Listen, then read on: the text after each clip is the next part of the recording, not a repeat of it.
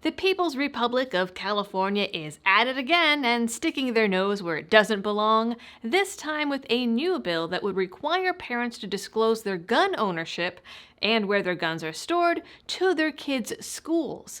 Are you kidding? You're kidding, right? No. Stay tuned for the details.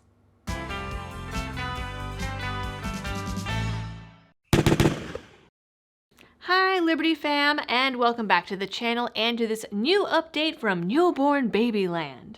This video was made possible entirely by both my husband taking baby duty for the evening and by the amazing National Association for Gun Rights. The association is already on the ground in California, currently fighting a legal battle against the city of San Jose over their proposed gun ownership tax. You can become a member and keep up with all of their hard work at nationalgunrights.org and at their YouTube, both of which I'll link down in the description. The bill in question, Senate Bill 906, was filed by Senator Anthony Portantino. Portantino has a history of lobbying hard for no-sense gun control, like creating new and expanding existing safe storage crimes, increasing fines, and banning anyone found guilty of improper storage from owning a gun for 10 years. Talk about unconstitutional. This new bill is marketed as a campus safety bill for schools, and ironically, Portantino says it's needed because of the high percentage of mass shootings that happen in California, the state of gun-free zones, and where gun rights go to die. Yeah, you're not wrong. He claims that this bill would take the politics out of the equation in stopping these tragic events, also ironic, and would do so in a number of ways. This is going to be good. First, it would require the Department of Education to team up with the state DOJ to create what he calls model content to help them predict shooting incidents and assess threats. If the school becomes aware of a threat, the bill would then require the school to report it to the police, which they were probably doing anyways, so that the police and school can then team up Scooby Gang style and search the student's locker, backpack, or any other personal property they have at school. Third, it would require schools to educate parents on safe gun storage in their annual bulletins, which is kind of a weird thing to put in the yearly newsletter, especially considering they probably know nothing about it. Hard no.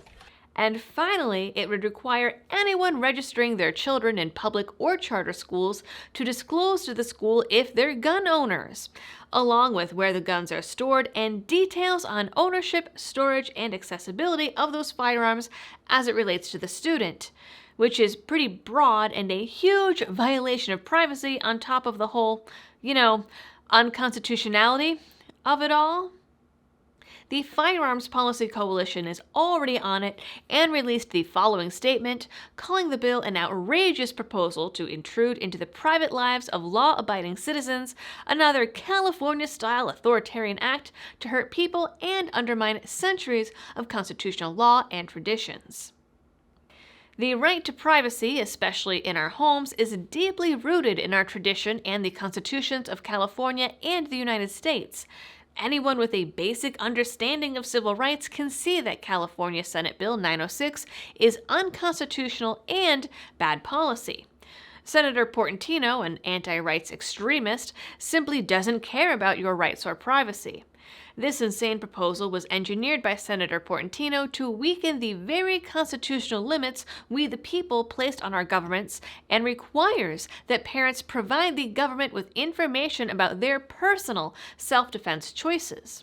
While we hope that California's legislature and Governor Newsom would see this bill for the awful policy it is and put it in the garbage can, Firearms Policy Coalition is ready and willing to immediately challenge this bill in court should it be passed and signed into law. The government should get out of our bedrooms and out of our gun safes. Now, I know that this was purposely meant to be flowery and kind of friendly language, but it sounds like the FPC has a little bit more confidence in Newsom and the California government in general than I do. Also, let's see how the left likes it when someone calls one of their own an extremist. The bill doesn't state what the penalty would be for ignoring the disclosure form or simply lying on it, but if Portantino's history is any indication, the punishment would be overblown and ridiculously expensive. That's it for this video. Please like, share, and subscribe, and consider checking out the description for other ways you can support the channel, such as PayPal, Patreon, and Subscribestar. As always, thanks for watching, stay safe, and happy shooting.